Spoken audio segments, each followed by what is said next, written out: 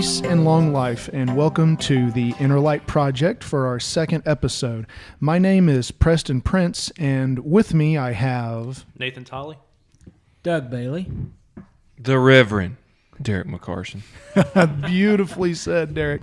This is true. We are here in our second episode of the Inner Light Project to bring you a roundtable discussion of various sci-fi and pop culture elements, all from a Christian perspective.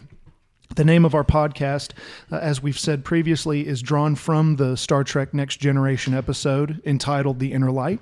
And each of us sitting here are proud men of faith who attend church together, where Derek is pastor. And we are unapologetic nerds, each with his own strengths that complete our inner circle.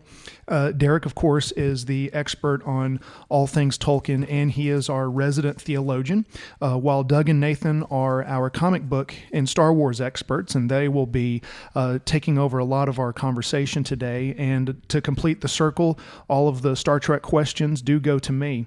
So in this episode, we will be discussing the Marvel Comics universe, and we're going to specifically be focusing on Iron Man and how all of this relates to comics and from a Christian perspective. So Nathan and Doug, what do you have for us?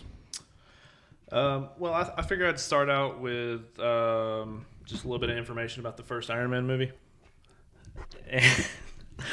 Iron Man came out May 2nd, 2008. It was directed by Jon Favreau.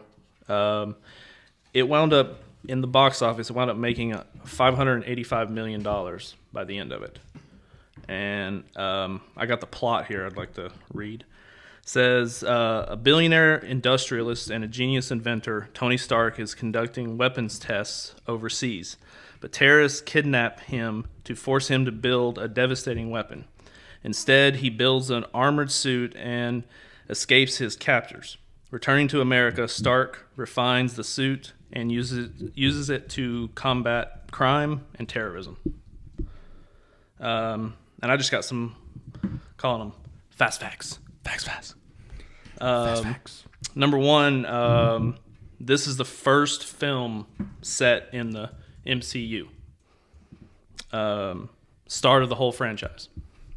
That's what I thought, because I thought it came out around the same time as Incredible Hulk. Yeah, I think Incredible Hulk came out, I think it was the same year. Does Incredible Hulk actually count? It does. Okay. It does. There's a lot of tie-in. Yeah. Well, because that's another discussion for another day. Because some would say it doesn't. Poor Edward Norton. I liked his version, though. I'll go ahead and say Yeah, he was cool. Got another fast fact for you. The Mark I armor that he built in the cave actually weighed 90 pounds. So Robert Downey Jr. had to put all that on him. Oh, so you're saying the costume. Mm-hmm. Not talking about just like the movie. No, not in the movie, just the actual costume. Weighed 90 pounds. Interesting. Yeah. I got a third one here for you. Roughly 450 separate pieces make up the final Iron Man suit. The costume, basically. Okay. You're still talking about the Mark 1. Yeah. Oh, no, the final one, like Mark... In-game? Mark 3. Okay. Yeah. In the first movie. Okay. Yeah. We're still on the first movie. Okay. We're still on the first movie. And then this is actually a pretty fun fact. Other people that were considered for playing Tony Stark was Sam Rockwell, Nicolas Cage, Joseph Gordon-Levitt, John Krasinski, and Tom Cruise.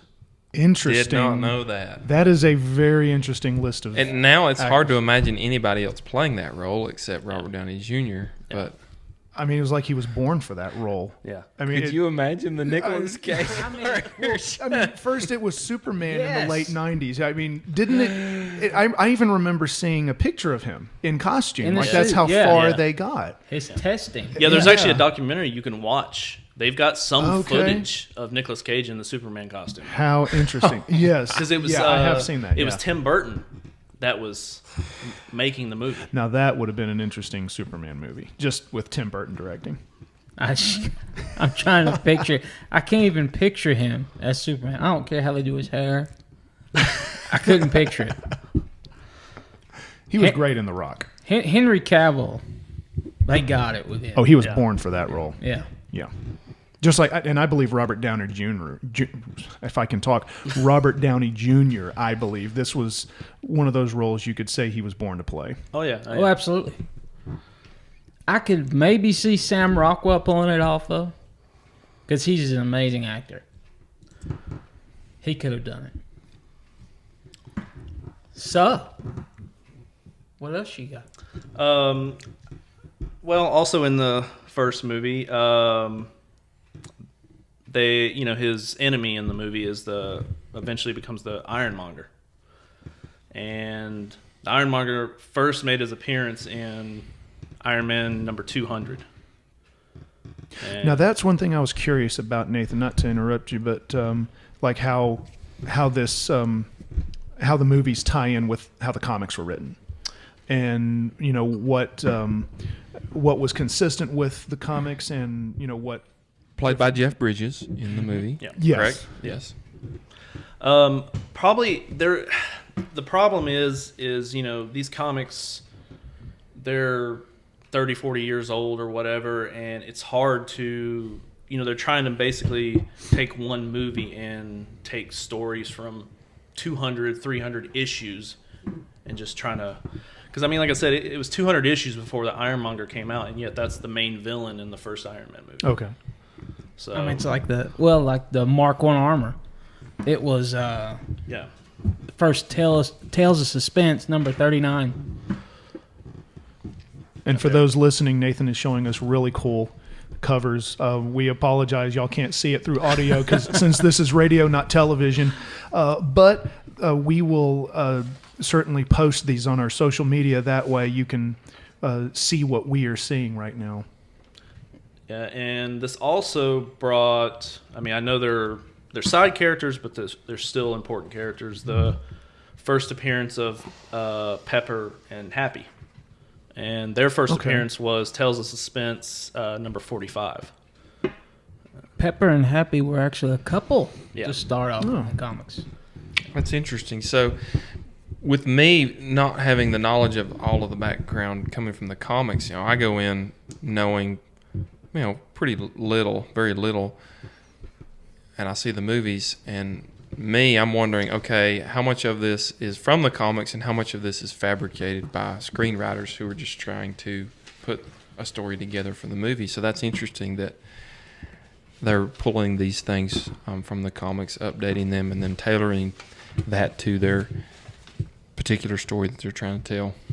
Right. Well, the comics go back to the 60s, early 60s. So what year was this Tales of Suspense? This one 64, wasn't it? 64? I believe so. Yeah, because the first appearance of Pepper was 1972. I forgot to write that on the first appearance there. I'd never heard of Tales of Suspense. That's actually where a lot of the comic book characters got their first start. Okay. Like Thor, that was his first appearance, was Tales of Suspense. Hulk, of course, Iron Man. It was that's where a lot of them appeared. They use that tagline for those comics too. I think they used it to test out ideas. Okay. And they say, we'll put them out in the Tales of Suspense and see how they do. And they just took off. It reminds me of the Judge Dredd comics. I always thought it was Judge Dredd, but it was 2000 AD. And then he was part of that comic franchise. They pulled him out of it. Yeah, he was pulled from the 2000 AD. So that's what it reminds me of here. But again, I'd never heard of the Tales of Suspense. That's very interesting. Well, see, before they started doing superheroes, they were actually doing horror comics, scary comics back. But Stan Lee, he wanted to kind of get away from that, and he wanted to try to go for superheroes. Interesting. I guess there was no superheroes back in the day except for maybe Superman, Batman. Yeah. So we had the DC, and then he was wanting to do the same thing with Marvel. Yeah. He wanted to put heroes out there for kids to look up to. Yeah. Not fear. Yeah. Nice. Another first appearance, and I didn't even know he was actually in the comics, was Agent Coulson. because he made his first appearance in. Okay, Iron there's Man a 1. familiar name. Yeah, and I've never even heard of this. It's called Shattered Heroes Battle Scars, and apparently he reveals himself. He starts out as like an assassin that Nick Fury has kept secret, of course, and he finally makes his appearance in that. Now, I had heard Nick Fury was directly designed, drawn, derived from Samuel L. Jackson. No. No. Okay, so the internet is not pure truth. Well- all right. I read it online, man. Now, I don't remember where I read it.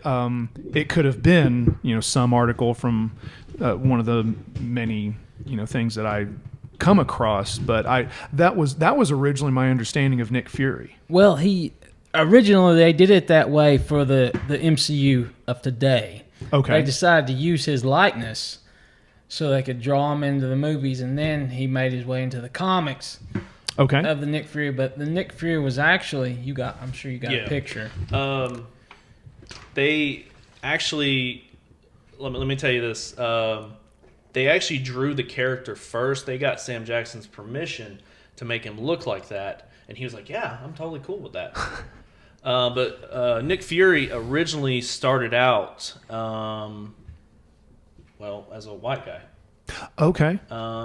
He was actually a soldier. You catching that reference there? Howling Commandos. Yeah, he started- Sergeant Fury. This was his first appearance. Was Sergeant? Does that Fury have a connection to Captain America? Yes. Yeah. Well, if you look at this guy with the hat, Oh yeah, he's in the first Avenger. Bowler hat. Oh, yeah. How funny is this? Okay. They really masterfully tied in all these things.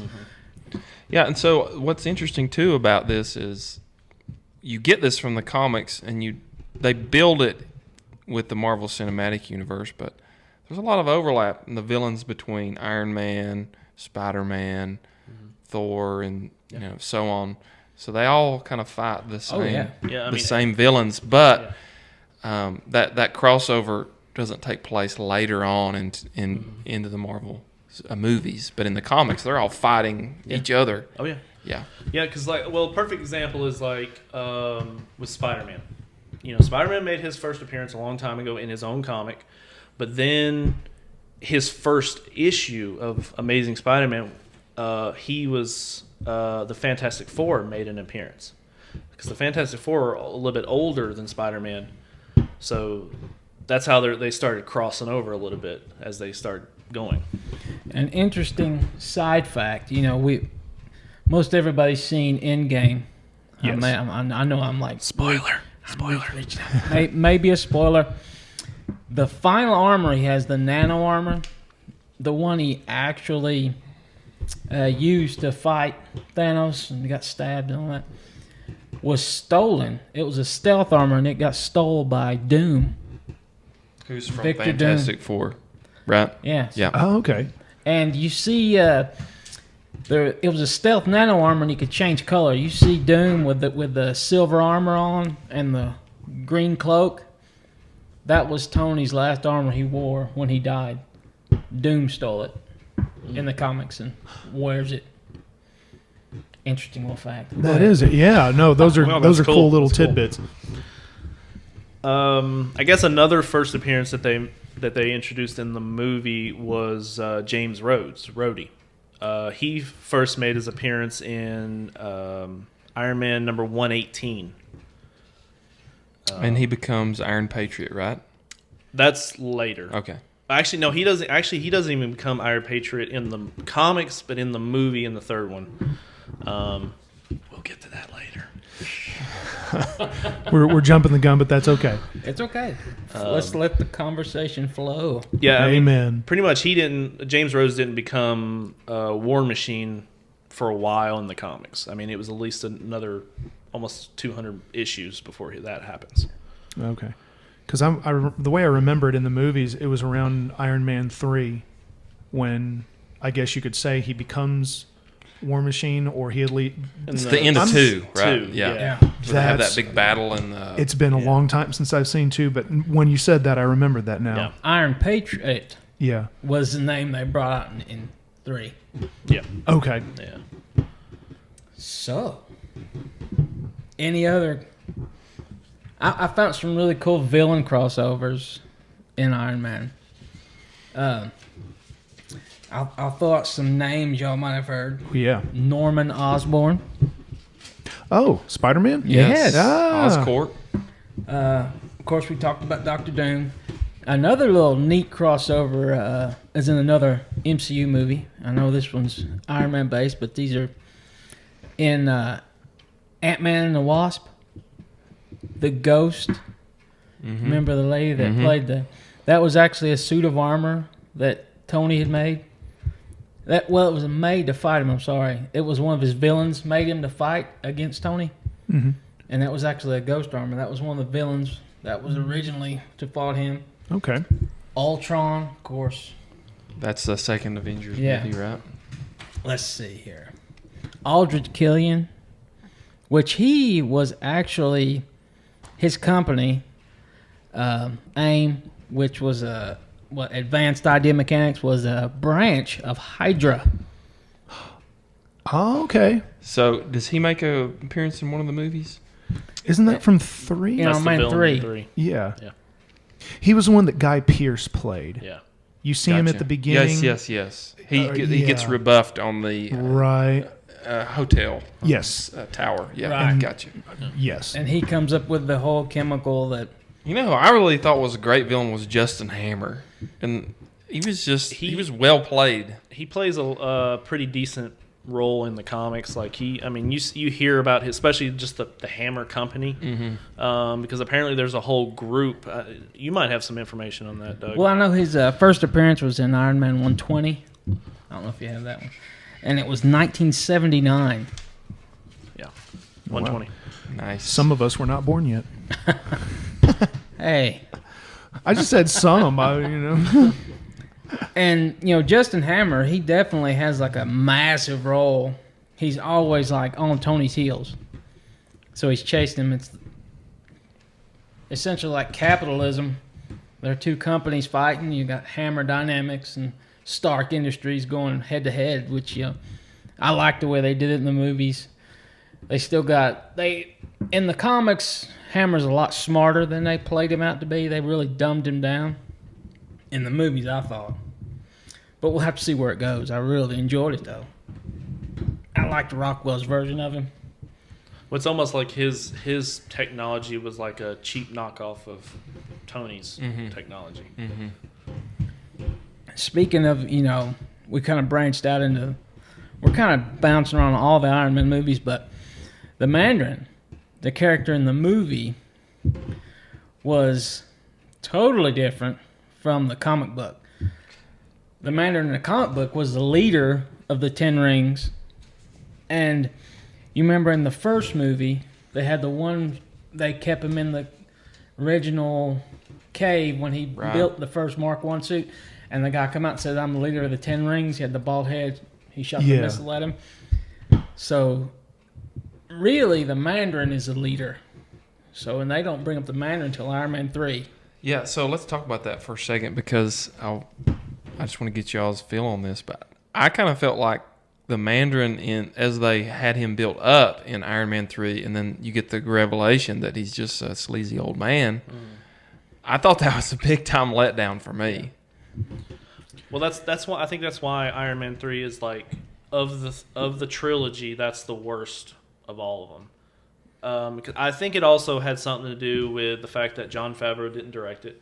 He just made an appearance. Yeah. He stepped down because he was tired of directing at the time, and he stepped down just to play happy in it. And they had a new director.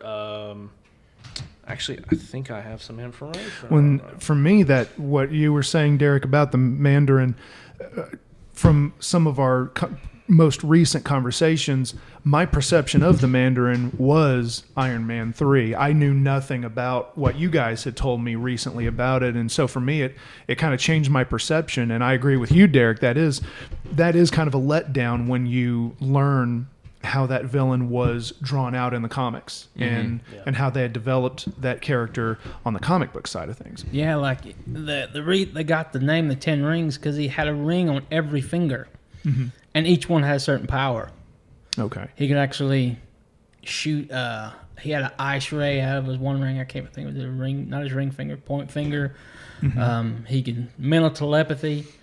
So the original battle, what made him face off against Tony, he didn't want Stark Industries starting in overseas in Asia. He was going to put another factory down there and make weaponry, and he was trying to stop him.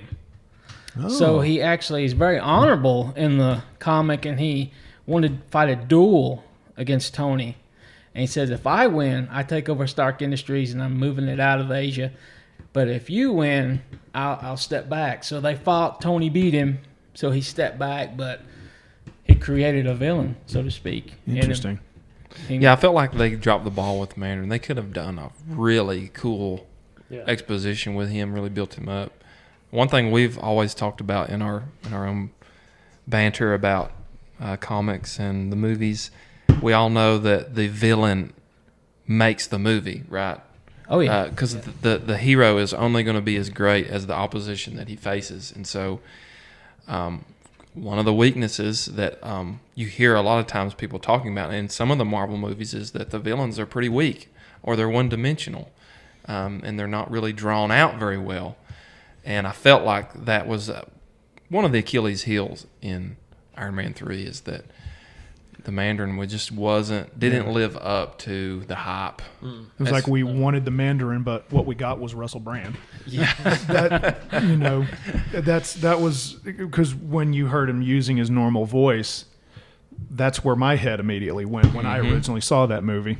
Well, see, they totally messed with you in the trailers too. They like. Yes. And they showed the footage and everything of him being the Mandarin, but they never mentioned anything. I mean, of course, because that was a total shock when you're sitting there watching it in the theaters. That hey, this guy Marvel's way. This guy is just a actor. Yeah. We know another neat fact. Well, they didn't. I thought the way they didn't touch on Obadiah Stane in the first Iron Man. He was such more of a. He was a lot deeper character than where they played him out. And in the comics, he had a son, Ezekiel Stane. All these biblical prophet names. Yes.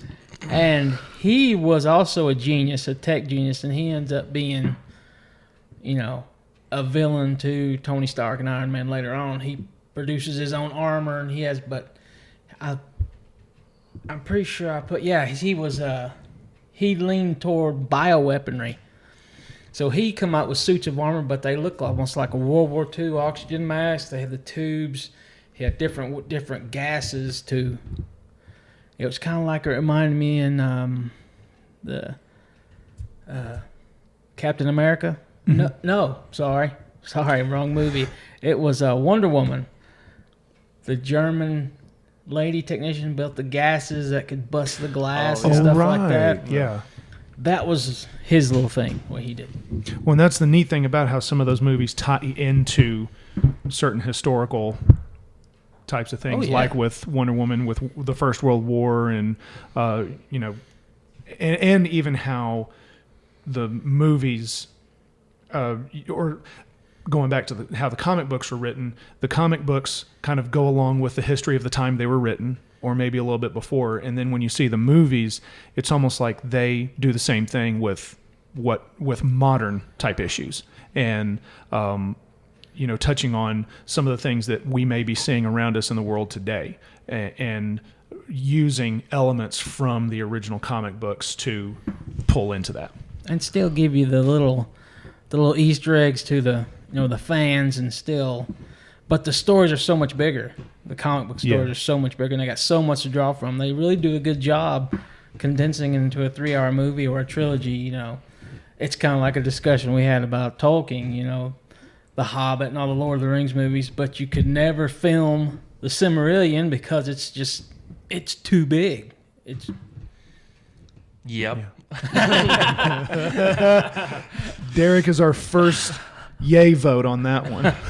Well, see, Preston, you were talking about, they basically brought everything to today. Same way with just Iron Man in general. His capture was during the Vietnam War. So they updated it for 2008 to the War on Terror. Yeah, because I think You they took said the it was words right out of my mouth, Derek. Yeah, Iraq because War or whatever. Because it was a terrorist cave. Yeah. Middle Eastern type of setting. That's interesting. Yeah. It's just like, well, Iron Man 3, with the way they did the Mandarin, it wasn't really so much the Mandarin as it was a media threat to the public. Yeah. Or it almost, I don't know if I'm saying the right thing here, but it was almost like using an idea to the idea of the Mandarin. Yeah. There were the few people that knew what he was really like behind the camera lens, but they were using the idea of the Mandarin and painting that picture around him. We could create terror. Exactly. Yeah. They painted that picture. So what they saw was that picture. They didn't see all the other stuff that went behind it. Yeah. And the way he was bouncing, Aldridge Killian, he was bouncing. He even said in one of the lines in the movie, "I'm going to have a president in one pocket and the world terrorist in another, and I'm going to play them off each other, and he's going to reap all the benefits." That's interesting. You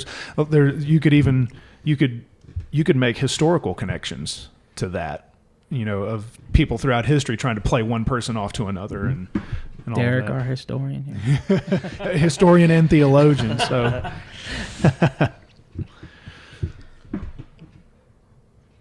Where we at? We've kind of bounced around a lot. that is okay. I got Nathan off topic. Yeah, I'm no, that's fine. Well, how about, we didn't talk about Whiplash. Well, that is in Iron Man 2. Sorry, that is. No, that's fine. Well, his first Whiplash is actually first appearance in the comics, and also another thing about Whiplash Tales of Suspense, 97. Is actually he was created. This is what Whiplash originally looked like. He used a whip. It wasn't like the one in the movie. They actually combined two different characters. Is this Mickey Rourke's character? Yes. Okay. There was also Blacklash. Okay. Well, Ivan, what is it? Ivan Banco? Vanko. Well, he was actually a villain of Iron Man's. He actually had his own type of suit of armor, sort of like Iron Man's, but it was his dad, Anton, was the villain. His son didn't really come into the picture later on until like the 2000s in the comics. So what they did was they pretty much took his dad's armor and combined it with this other character called Whiplash and kind of made a new character, basically. So it was the same way they did in the movie. Ivan took his dad had come up with the Arc Reactor design, and Tony's dad, Howard, they all kind of worked together, and he took it and kind of pushed him out. That's what made him mad at the family. And he took the Arc Reactor technology and made the whips, which was a really good character in the movie. I liked it the way he did it. That's neat. I remember learning that was around the same time Mickey Rourke was filming for The Expendables. And one of the little Easter eggs between those two movies is that if you look at his hair, it's exactly the same in The Expendables as it is in Iron Man 2, because they were both filmed at the same time. I think if I read right, he did that on purpose. Nice little Easter egg from Star Trek, man. So maybe he had to go back and forth. Right. He was his Iron Man job was his cover story for the work he was really doing with the Expendables, or it could have been the other way around. And then here's actually just a small Easter egg, I guess, in Iron Man 3. Easter egg or a fast fact? Easter egg. Okay. The fake Mandarin. He's wearing the rings just like the real Mandarin does, but they're just props basically. Well, if you notice, one ring that he's actually wearing on his pinky is actually the same ring that I'm gonna say is it Raza, the bald villain in the cave? that in the first Iron Man movie, I think his name, I know what you're talking about. The pronunciation of all. Yeah, Raza or Raza. Raza, because it's Raza, it's Raza, whatever. But he's wearing the real ring in Iron Man 1, like an actual 10 rings ring. And so that was kind of like a cool little, I guess. I don't know if they did that on. I'm sure they did it on purpose. Kind of a nod to the the actual 10 rings. The original one, I remember parts when he was thinking if Tony's working, he was spinning it. Yeah, on his pinky. Yeah, so that was kind of cool. They put that on his character in Iron Man 3, even though his was fake. But Raza was actually part of the 10 rings in the first movie. So that was kind of a little cool Easter egg. Interesting. Nice. Oh, sorry. I was just reading here on my notes. Crimson Dynamo, Mm-hmm. and Whiplash. That's how they came up with that character of the Whiplash in the comics. I mean, in the movie, it was Whiplash and Crimson Dynamo. They combined the two, plus Anton's armor. That's cool. Well, folks, we're going to take ourselves a little break here, and when we come back, we're going to dive deep into the Christian and theological connections. So stay tuned, and we will be right back very shortly.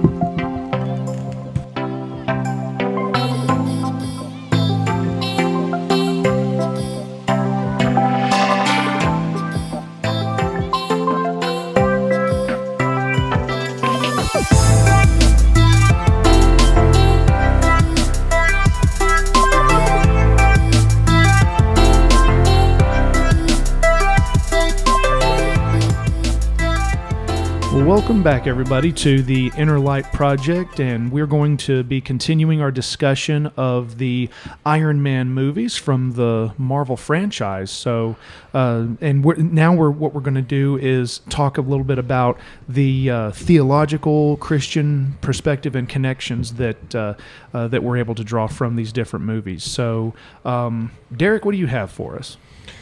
Well, there's several different themes that we can touch on. But let's just start with the origin story, the Iron Man movie from 2008.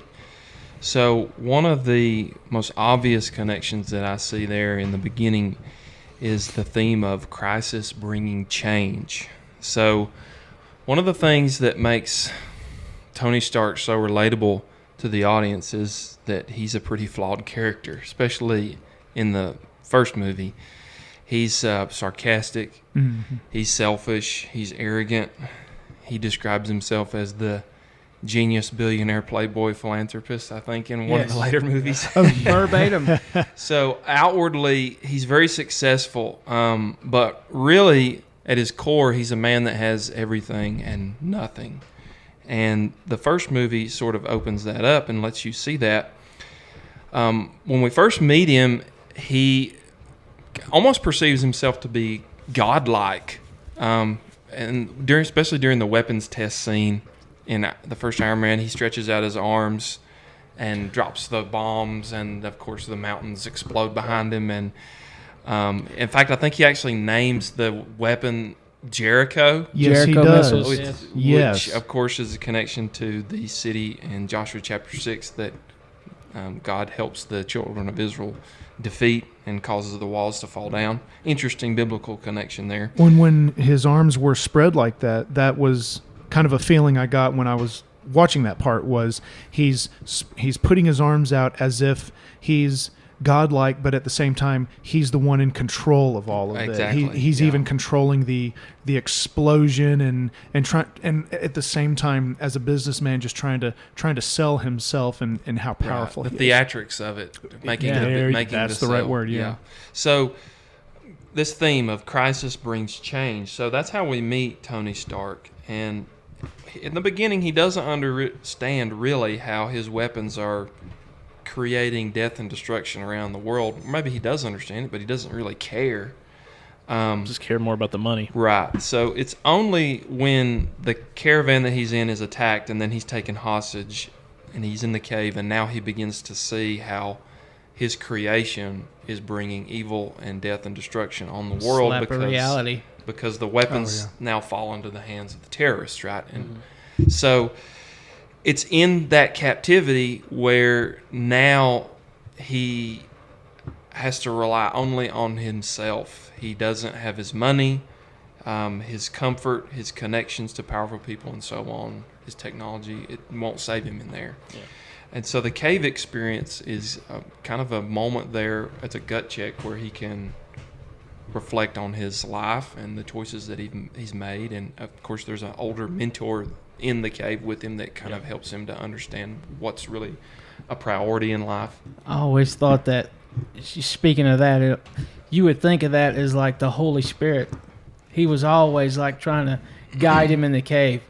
Well, Tony, do this with your life, or how are you gonna change what you've done so far? Well, so you have the older man who's legacy. Yes, helping him to evaluate his life. But interesting to me, I kind of feel like in the first movie, in the beginning, we see Tony Stark stripped down to nothing, and they use the same theme again in Iron Man 3. You'll remember in the beginning of that movie, he loses everything, including his home and all of his high-tech lab, and he crash lands in that podunk town. I don't even remember where it is, but his suit malfunctions in Iron Man 3. And so there again, he has that identity crisis where he has to kind of realize who he is again. And back to basics. Yeah, so they use that same trope again in the third movie. He's definitely more humble, and he even described himself as just the mechanic in that one. So, but here's where the connection really comes. So, in our lives, we are so many times not ready to deal with our own personal sin or the hurt that we have brought on other people through our decisions until we are cornered into a crisis. And our pride, our health, our resources in that crisis are stripped from us. And the reality is that the great crisis that we go through is the agent of change that makes us reevaluate ourselves and reevaluate our lives and how we're living. We see that in the Iron Man movie, but that's also true in life. Most people don't make changes and don't seek after God when things are going well, when they have plenty of money in the bank and they're healthy and everything's going their way. It's only when God allows the props to be kicked out from under them, then people begin to realize, what have I based my life on? What's my identity? What's my legacy? What choices am I making? Are they bringing good to people, or are they bringing harm to people? So none of us really plans for the calamity, but when it does, it's actually can be one of the greatest forces of transformation in our lives. So I was glad that they used that in the movie, because it's only when you're in the cave, quote unquote, that you have time to reflect, repent, and realize our own sinful flaws and our brokenness. And they use that in the movie in a very powerful way, because Tony comes out of the cave a different man, right? Oh, yeah. So, of course, biblically, the scriptures are full of examples of all kinds of people who were humbled by crisis. So you could think about Jacob, Genesis chapter 32. He wrestles with God, wrestles with the angel of God in chapter 32, and he comes away crippled. And his name is changed from Jacob, which means trickster, to Israel, which means prince of God. So there's an example. David, of course. Saul in the cave. 2 Samuel 16, David is exposed for his adultery and his murder. He has to repent in Psalm 51, and he changes, and he has to live with the consequences of that. Or you could think about Nebuchadnezzar, powerful king in the book of Daniel, chapter 2 and chapter 4. God humbles him and makes him live as a beast for 7 years, and he ends up proclaiming the greatness of God, this pagan king. Paul in the New Testament goes blind because he's struck by the resurrected Jesus on the road to Damascus, and he obviously becomes a changed man and becomes the greatest missionary of the early church. So that theme of crisis brings change. You see it there in the early chapter of Iron Man 1, where it's the crisis that really makes him into the hero character, as flawed as he is. So without that cave experience, he wouldn't be the hero that he becomes, right? Yeah. And so we can see that parallel in our own lives, how the crisis in our own lives, whatever that may be, is usually God's agent of transformation in our lives. You guys got any thoughts on any of that? I was just going to say that I feel like that in many ways, what you were talking about, the crisis bringing change, parallels Robert Downey Jr. as a person. Oh, yeah. That's a perfect example. And I mean, even I those of us and those of you listening who know anything about 90s pop culture and anything that Robert Downey Jr. had been in or was doing at that time knows full well that Robert Downey Jr. had a very rocky, to put it lightly. yeah, that's putting it very mildly, because of the legal back and forth with things that he had done back in the 90s when he was younger, and then by the time Iron Man was filmed, and it was almost like he had finally had gone through that redemption process. However that was that he did it personally, I don't know the details, but I just know, and I think I remember reading that it took him actually going to jail over the things that he had done for him to finally get that dose of reality. And it was there that he finally made that decision to come clean and to improve on things. We'll see. And going on that, I read you guys that list of all those other people they were considering and all that stuff. Well, Jon Favreau, he wanted Robert Downey Jr. He said, I want him. Like, above all, I want him. Mm-hmm. So they took a chance on him. They told Jon Favreau, they said, well, if this bombs, this is all on you. Oh, okay. And so he took a chance on Robert Downey Jr., and the rest is history. Wow. I mean, cool deal. So another interesting theme that I saw, it's very obvious in the first movie as well, and it continues through the series, is the theme of a new heart. So, of course, one of the hallmarks of Stark's character is the Arc Reactor that's embedded in his chest that he creates to stabilize the fragments of metal that are close to his heart, so they keep the shrapnel from going deeper into his body and killing him. And so that's an interesting picture, because here you have a hero who's capable of great things, and yet he's also broken.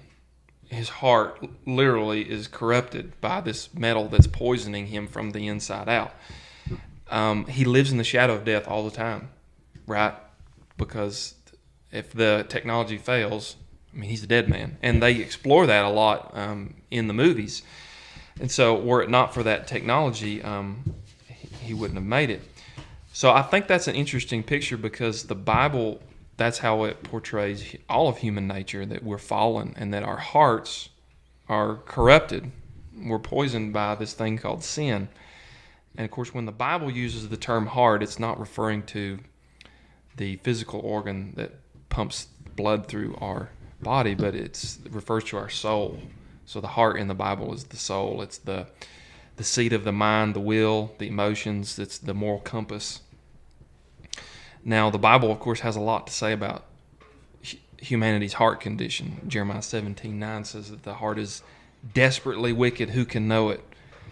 In the early chapters of Genesis, at the time of Noah's flood, in Genesis 6:5, it says that the Lord saw that the wickedness of man was great in the earth, and that every intent of the thought of his heart was only evil continually. And Jesus said in Matthew 15, he said, out of the heart comes all of evil thoughts, murder, adultery, sexual immorality, theft, false witness, and slander. So it's interesting that the Iron Man comics and the movies focus in on that picture of a humanity through the heart.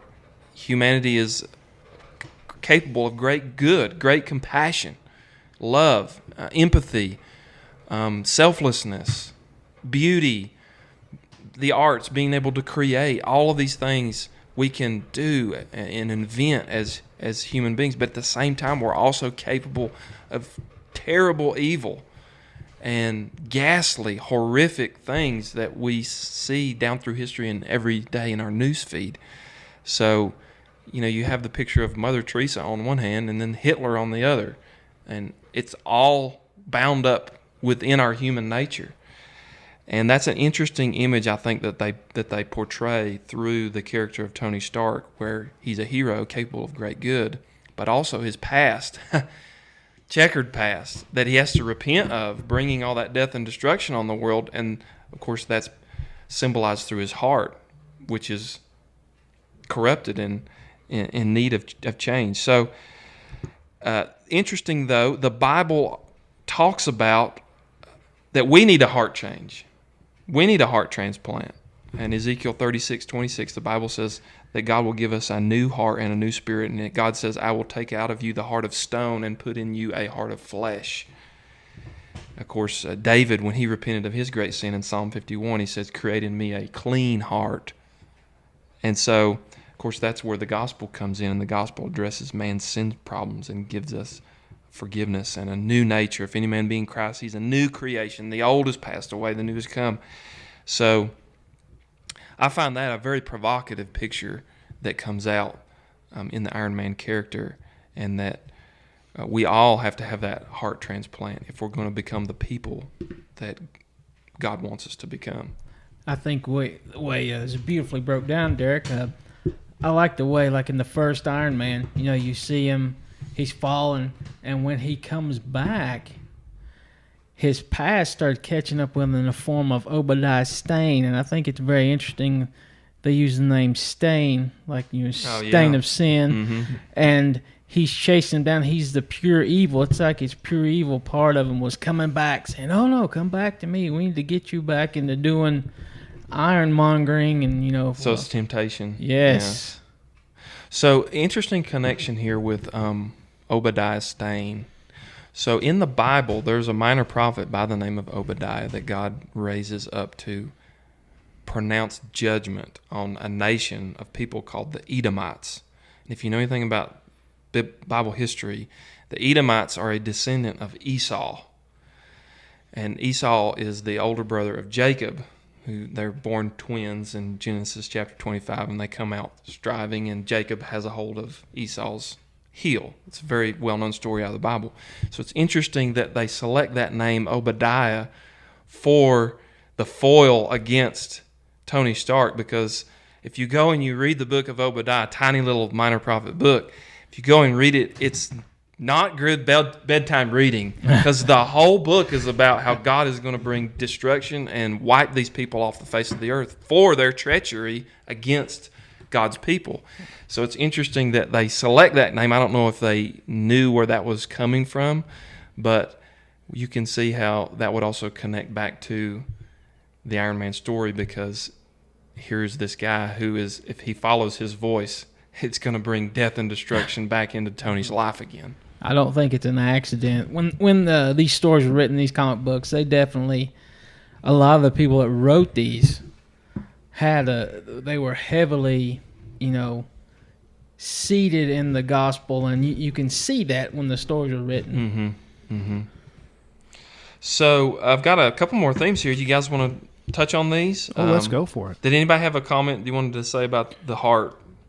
Anything you wanted to throw in there with that? Just that when you were talking about Obadiah Stane, it represented to me the opposite end of what Tony wanted to do after he discovered his weapons were being used. Exactly. Right. And when he discovered that things that he had made, and he had a specific purpose for them, and then he found out what was going on with that, and then finding out that Obadiah was part of that, it again represented that corrupt side. And I'm with you, Doug. Like I don't think it was just a random choosing of that name, whether it's for the comic books or the movie. There's many other franchises too, not just comics, where names like that were chosen for those reasons. So another thing too with that just came to mind is, so when Tony makes that big turning point in his life, and he wants to change, right? He wants to make his life count for something meaningful and good.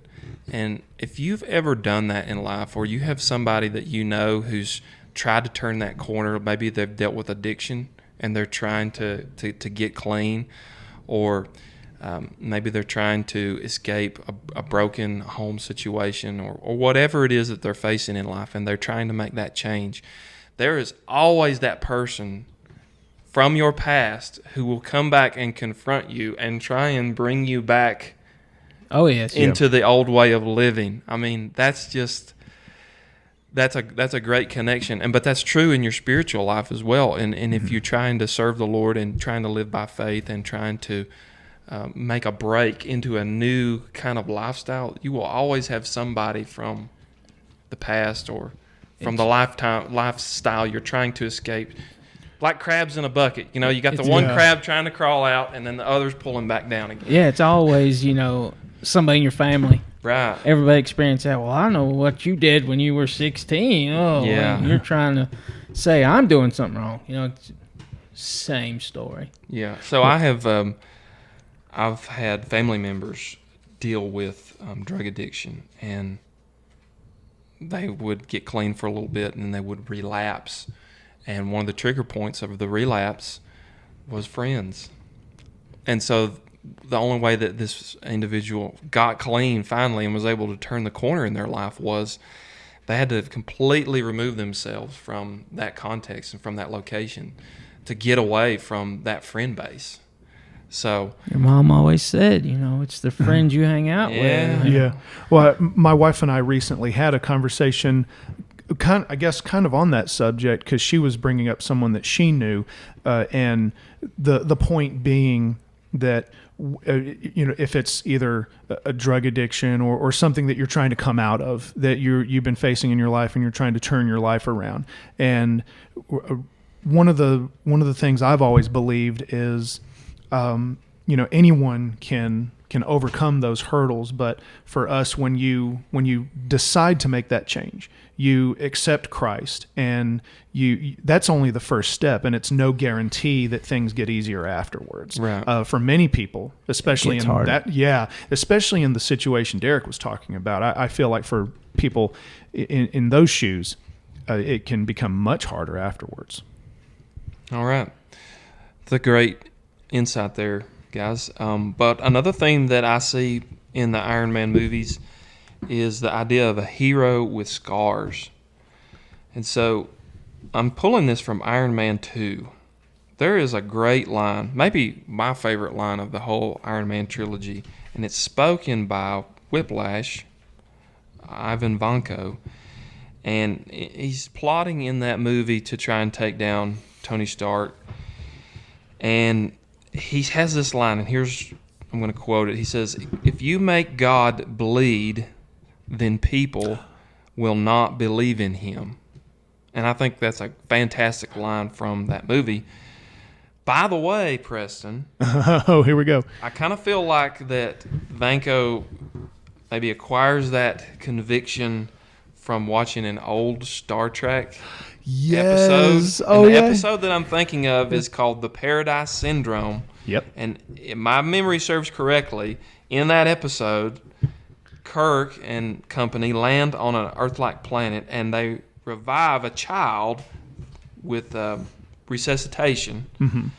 And it causes the natives on that planet to think that Kirk has godlike powers, like the power of resurrection. Yeah. And so later the medicine man or the chief or whoever approaches Kirk in that episode, and I don't know if you remember, he cuts him. Yep. And to see if he bleeds, and he cuts him on the hand, and he does. And then later the chief makes the statement, "Behold, a God who bleeds." Do you remember that? I do. And what's funny is there was I mentioned this in our last episode, the Next Generation episode, Who Watches the Watchers, where the Mintakans, who were a proto-Vulcan culture, they believed that Picard was a god. And again, it was because of someone who was resuscitated, who was made well by just simple medical technology, but to him it was magic. Mm-hmm. And when one of those one of those people accidentally ended up on the Enterprise. It was a woman, and Picard was talking to her about how, did your people always live in huts? Well, no, we used to live in caves. And then he said, did your people always use a bow and an arrow? Oh, well, no, someone invented that. And Picard said, yeah, to you, a bow and arrow is a tool, but to someone from earlier who hasn't seen that invention, it's magic. So, Gotcha. So it was like that. Magic to them, one, it was like magic. Science to another. Exactly. Yes. I only believe in science. Oh, believe in science. Nacho Libre. If you haven't seen it, go see it. Why Great you not movie. to get the hepatitis? So, a hero with scars. That rabbit trail was fun. Let's come back though. So, that line from Vanko: "If you make God bleed, then people will not believe in Him." That's a very interesting counter perspective to the Christian worldview, because in Christianity you have Jesus, the only leader of any major faith, who, number one, claims to be God, and then number two, shows vulnerability. So in the incarnation of Christ, He exhibits every form of human weakness. If you read through the Gospels, you see He weeps outside the tomb of Lazarus, John 11, verse 35. Shortest verse in the New Testament. Yeah. Two words. Jesus wept. He gets tired. He falls asleep in the boat in Mark chapter 4. He hungers and thirsts after his wilderness excursion there, where he deals with Satan. And then on the cross, he says one of the sayings, John 19:28, I thirst. He feels stress. Luke chapter 22. He sweating profusely in the Garden of Gethsemane. And then, of course, he bleeds and he dies. So that's very interesting, because in Christianity you have a God, the God, who bleeds. And yet that vulnerability is what makes Him unique, because He's 100% God, 100% man. The Bible says He's able to sympathize with all of our human weakness, yet without human sin. So, interesting, when you come to the Gospels, you see that Jesus defeats the enemy not by a show of strength, but through a show of weakness. So the weakness doesn't mean that He's not a hero. It's the way that God achieves victory. And He dies on a cross. What greater display of weakness could there be than being humiliated, stripped, beaten, and killed publicly on a cross?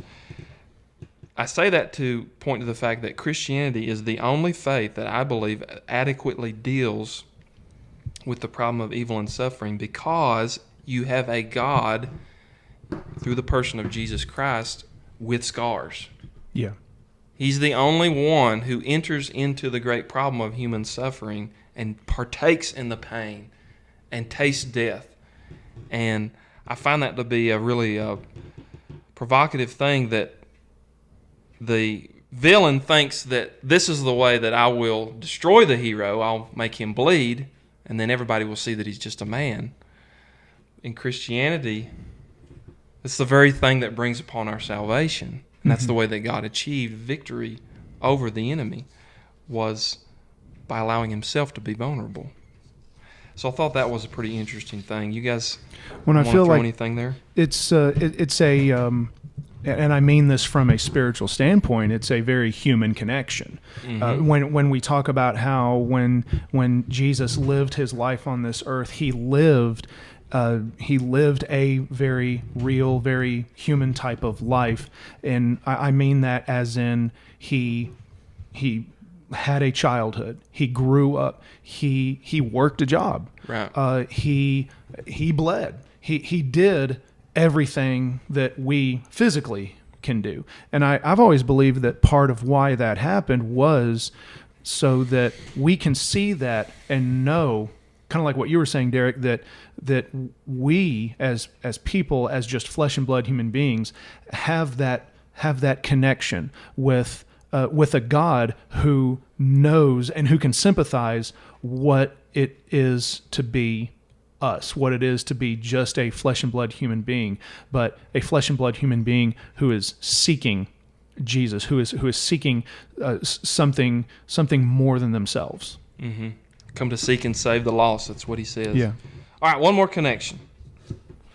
So this kind of piggybacks off the last one, and that's the theme of self-sacrifice, which is big in every superhero story, right? So in the first Avengers movie, there's this great clash that takes place between Iron Man, Tony Stark, and Captain America, Steve Rogers. And if you think about it, in many ways, Stark and Rogers are just total opposites. Not only in their origin, but in their ideologies and what makes them who they are. Different time periods. Yes.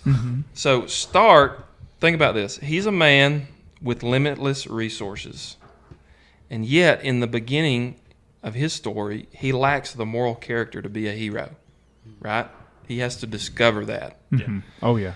Rogers is on the other end of that, who in the beginning, as you watch the first Avenger, here's a man with no resources, and yet he already possesses all of the moral qualities to be the hero. Yeah. He just needs the help of Mr. Stark to take him to the next level and turn him into the super soldier. A good man.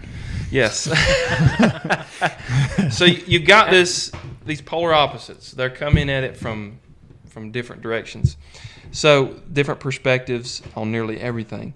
And one of the charges that's brought out in the first Avengers movie is that Steve Rogers tells Tony Stark that he doesn't have what it takes to be the hero. To make the sacrifice the sacrifice play, right? You remember that scene? Yes. In other words, he doesn't have the moral fiber to do what is necessary. I was just about to say it. Yeah. So we see Captain America do this in his first outing in the first Avenger, right? He takes the big German wing, the Hydro flying wing, and he dives it into the North Pole, right?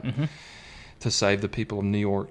Well, he even jumps on that grenade and tries to sacrifice himself for everybody. Yeah. Oh, right. So it's not until the end of the first Avengers that we see Stark moving in that direction and making that big sacrifice, flying through the wormhole. Yeah, he takes that nuke. Right, in the Battle of New York, taking the nuke into the city.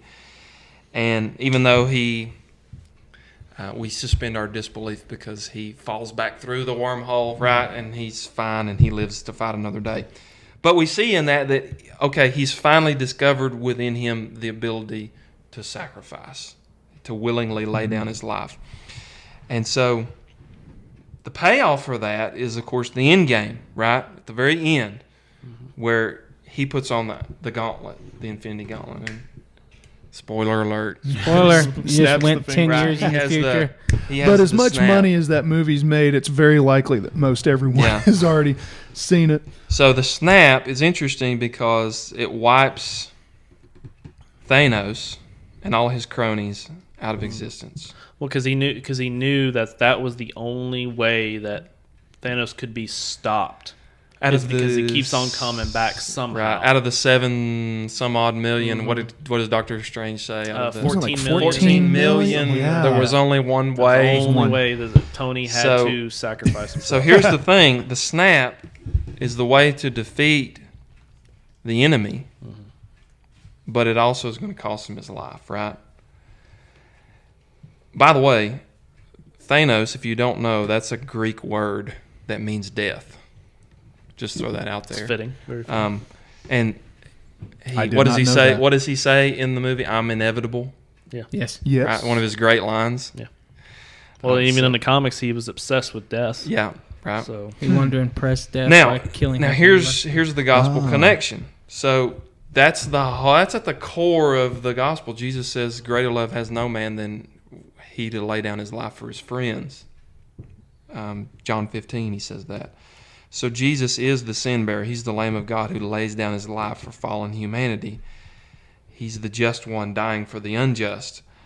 But it's interesting, like I said, that Thanos, his name is Greek for death.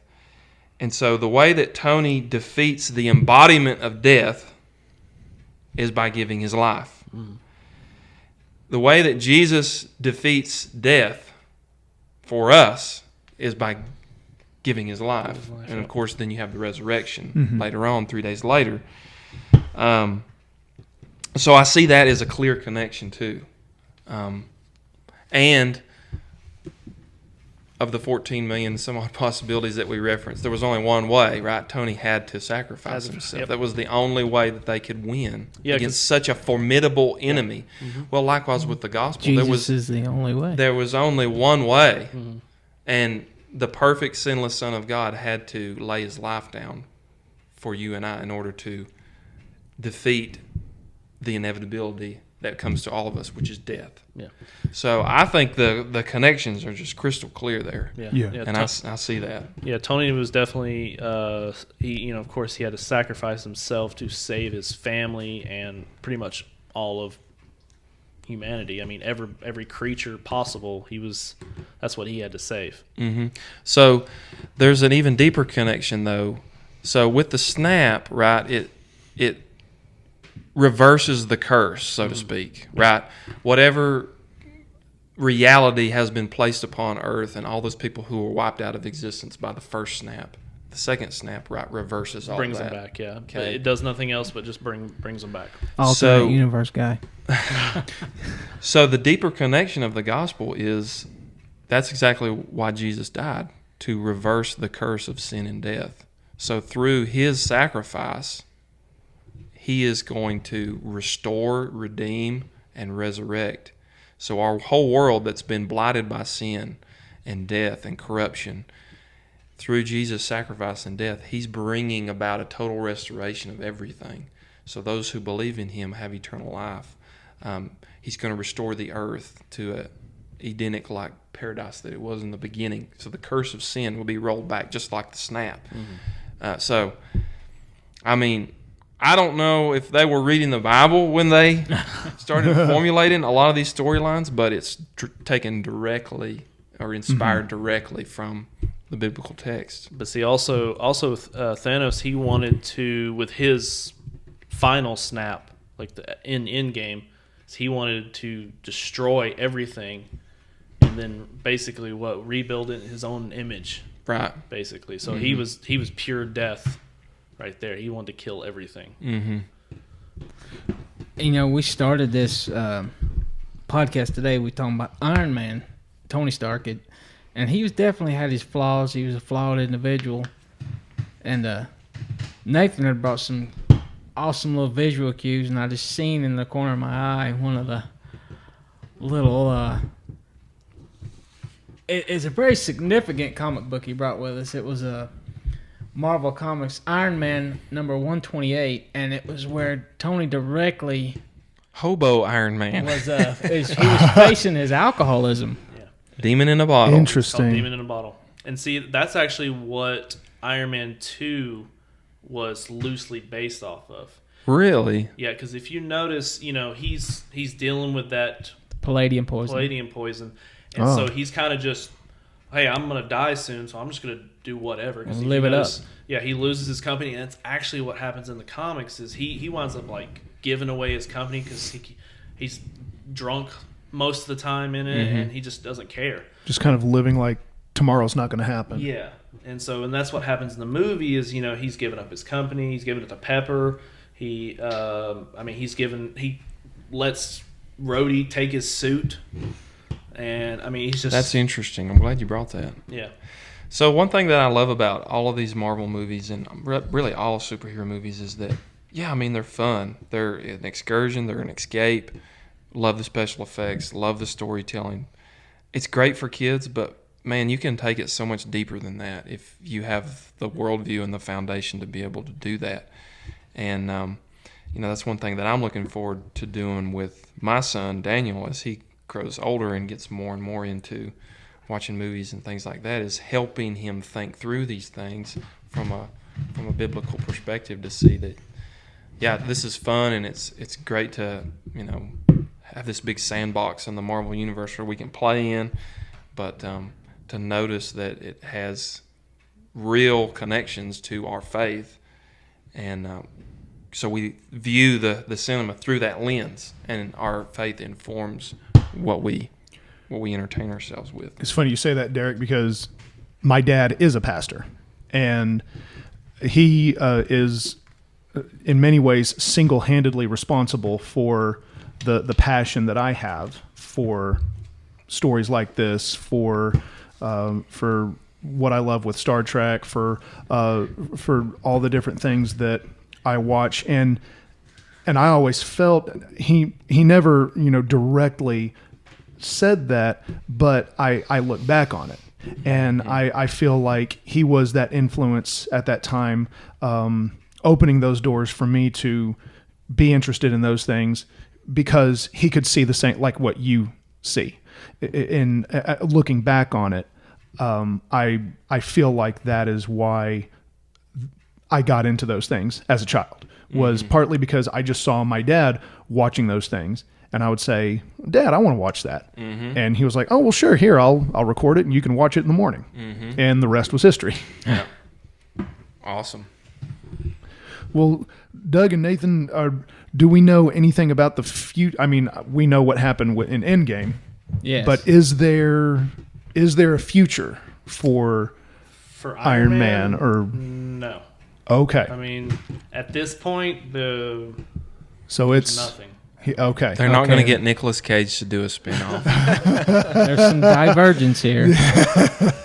Except for maybe some of the Disney Plus stuff that may be doing spinoff things. Like I think there's one thing that they're going to do. They're going to do What Ifs.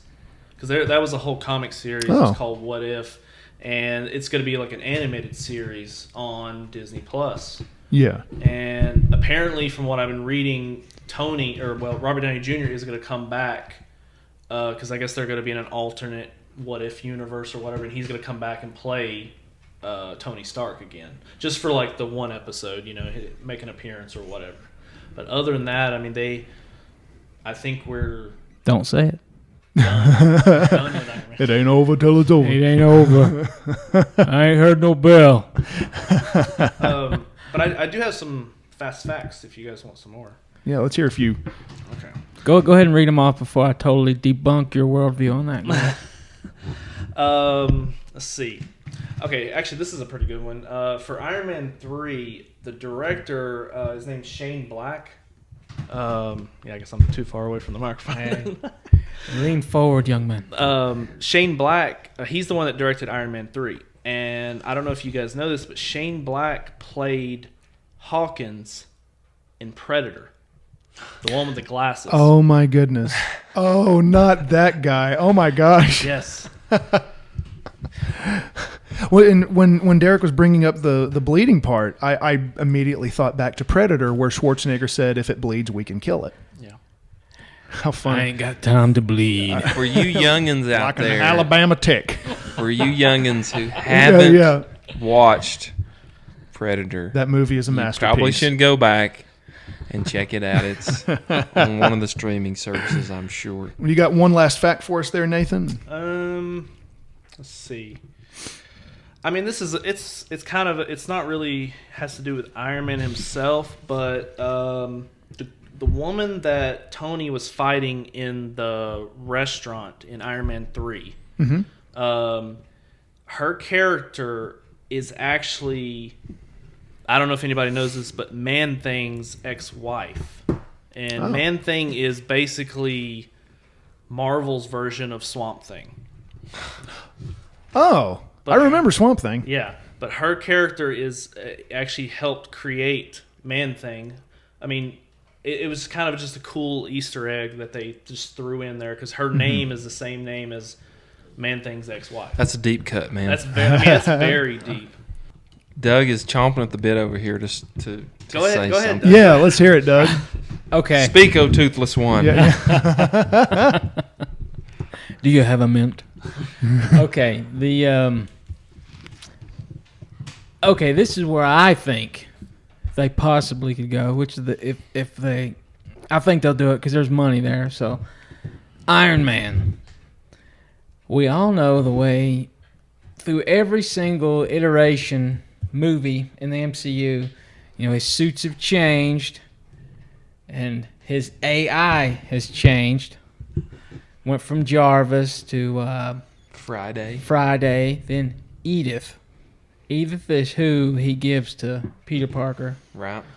So, the fact of, like, at the end of Endgame, when they're having, spoiler, It's a funeral service yeah. for Tony. And he's talking to his daughter as the AI. He's looking right at her. He motions over to her. And, there's several people that say just because he was talking directly to her, he was looking right at her, how would they know where to put her? How would the AI know where to look? So, and even it's happened in the comics. In his last armor, the one that Doom had actually stolen, if he goes back to, it's 42, I'm sorry. 42, that rocket helped him. It can be controlled by a drone or an AI. So we saw him, he had the eyepiece on. So I believe he downloaded his consciousness into an AI that's going to continue to help in the MCU. Which segues back to downloading our consciousness. Yes. Oh, yes, because we talked about that previously as well. We're Yeah, there's there's that transhumanism thing. Yeah, the transhumanism, transfer your consciousness. So, I believe it's going to happen. Because Robert Downey Jr. can do voiceovers forever. If there's money to be made, they'll figure out a way. Yes. And as long as Robert Downey Jr. can deliver one-liners. And as long as there's nerds in the world like us. Oh, yes. We will be there to it will analyze. live on. It'll be like a Highlander warrior. Just live forever until you chop his head off. Okay, I got. Oh, yeah, Nathan, what do you got? last- He's got bouncing something. up and down. I found Here we the go. last Fast Five. It's just kind of cool because how it kind of connects the rest of the Marvel movies to this, and even the X-Men movies to this as well. There's actually a deleted scene in Iron Man 2. I know it's a deleted scene, but it still counts. In the Star Trek world, we say it's canon. It's right when Tony discovers or rediscovers the element that his father kind of helped him discover. In the model, yes. Yes. He's telling... He's basically mentions to start pulling all these different files and stuff like that so they can try to help discover this new element or help create it. And the first one he mentions is the Pegasus Project, which is from Captain Marvel. That was the project that she was in the plane, the Pegasus Project. Oh, okay. The one that got shot down. Yes. Yeah. The other one is Goliath the Goliath Project, which is Giant Man from Ant-Man and Wasp. And there's a very clear biblical connection. And then the last one is Exodus, which is a secret SHIELD project working on mutants. Another biblical name. Yeah. Yeah. So it's kind of cool how they're tying it all together. How interesting. So go dig up the deleted scene and check that out. Yeah, the deleted scenes contain lots of wisdom all throughout different movies. Well, we are so glad that you listen to us and to listen to the Inner Light Project once again for our second episode. And hopefully in a few weeks' time, we'll have a new one up where we will once again tackle on another nerd pop culture type of topic. And just to close out, because this is from a Christian standpoint and we are four guys who go to church together, we would like to personally, if any of you that are ever listening to this, invite you to explore a relationship with Jesus Christ. The four of us sitting here can attest to how that has changed our lives and made us all better men, and our friendships with each other have in turn made us better for that. And if you're ever wanting to explore that, we certainly encourage you to do so and to explore that relationship with Jesus Christ. But again, we just thank you so much for listening to the Inner Light Project, and we are so looking forward to our next podcast, which will hopefully be coming up in just a couple of weeks or so. So again, thank you for listening, and God bless you.